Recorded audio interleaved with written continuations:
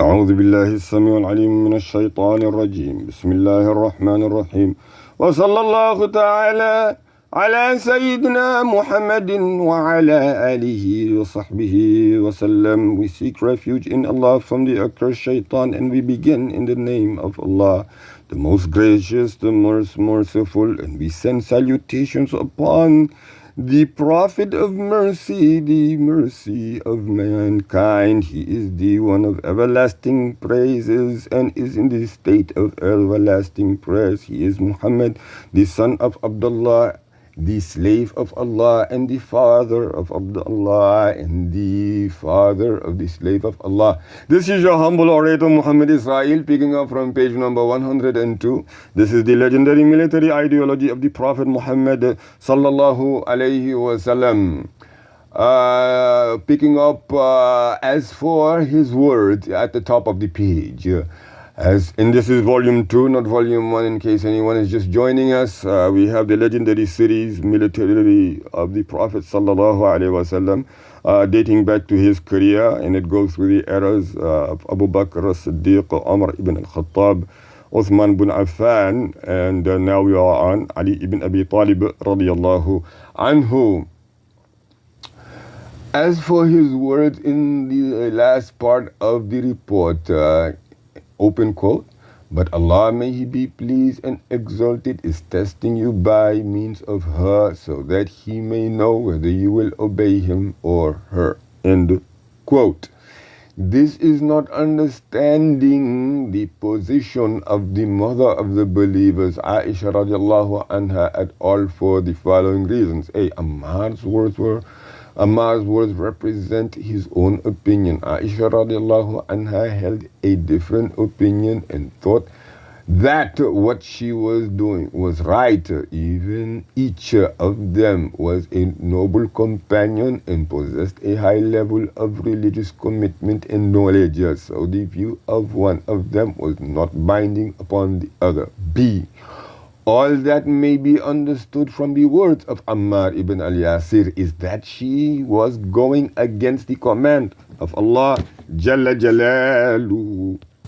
In that particular case, but not everyone who takes a contrary stance is blameworthy unless proof is shown to them and they realize that they are wrong. Otherwise, they may be excused if they did not deliberately go against the command of Allah Jalla Jalaluhu, because they may have been unaware of their actions, may have been based on misinterpretation, so they are not to be blamed for that. C. Ammar ibn Yasir radiyallahu anhu did not intend thereby to criticize or undermine Aisha.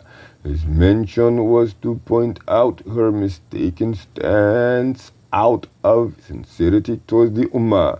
Nevertheless, he recognized her status and virtue.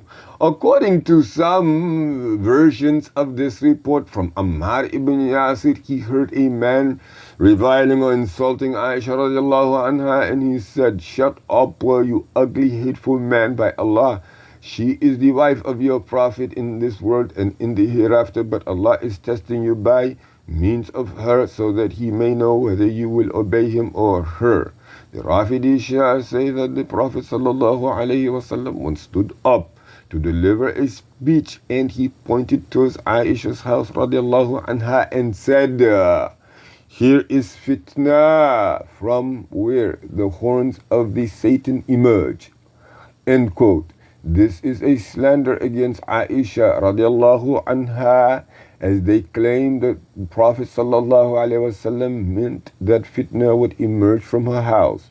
These are misleading words which turn the facts upside down and confuse those among the common people who have no knowledge. They explained what the narrator said. Then he pointed towards Aisha's house, that particularly, as meaning that he was pointing towards Aisha's house and that she would be the cause of turmoil. But the hadith does not indicate that in any way whatsoever. And this phrase cannot be interpreted as meaning that by anyone who has the slightest knowledge of what words mean. The narrator said he pointed towards Aisha's house. He did not say at Aisha's house.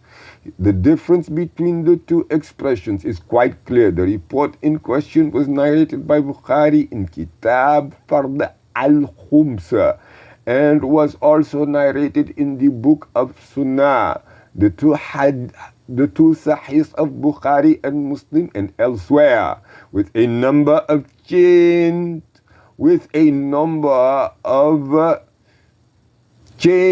of narration, and in more than one version.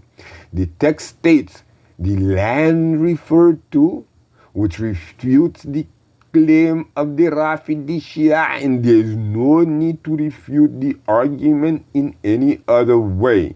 The following are some of the versions of the ahadith via or through many chains of narration from Ibn Umar radiallahu anhu.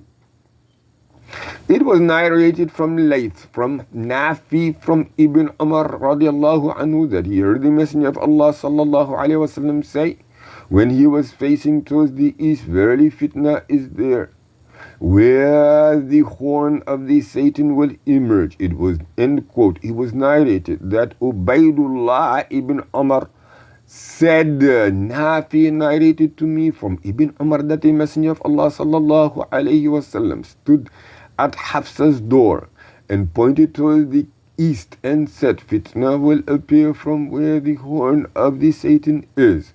He said it 2 or 3 times. It was narrated from Salim ibn Abdullah from his father that the Messenger of Allah sallallahu alayhi wasallam said while facing towards the east, open quote, verily fitna is there, verily fitna is there, verily fitna is there, where the horn of the Satan will appear, end quote. In these reports, the direction referred to is clearly specified.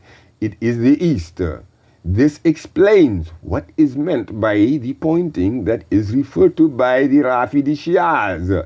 In some other versions of the hadith, the contrary referred is specified. It was narrated from Nafi that Ibn Umar said, the Prophet sallallahu alaihi wasallam said, O Allah Jalla Jalaluhu, bless us in our Syria, O Allah, bless us in our Yemen. They said, O Messenger of Allah sallallahu alaihi wasallam, and in our Najd. I think he said the 3rd time, there are earthquakes and fitna there, and it is the horn of the Satan, or which the Satan will appear.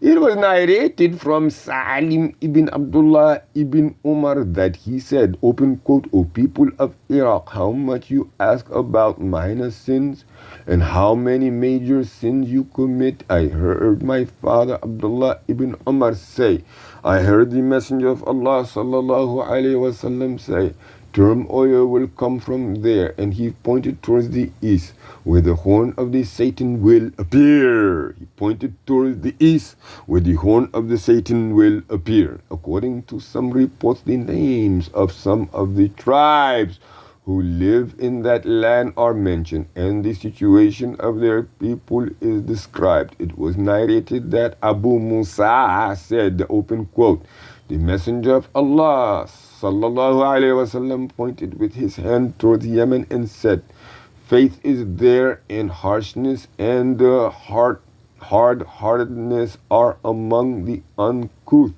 owners of camels, where the horns of Satan rise, Rabia and Mudar. This report definitively indicates that the Prophet sallallahu alaihi wasallam meant when he said fitna is there was the eastern lands, as the reports clearly state. In some of the reports, the people of that land are described and some tribes are mentioned by name, which clearly demonstrates the falseness of the chain made by the Rafidi Shia, that what he was pointing at was Aisha radiallahu ta'ala anhu's house. This is an invalid opinion and a worthless point of view. No one came up with this understanding or spoke of it except the Rafidi Shias. Well, if it's really her house, then everybody is in the wrong place, when, particularly those who say so, they've been in the wrong place when they've been going to Al-Madinatul Munawwara, when they go to what was known as Yathrib.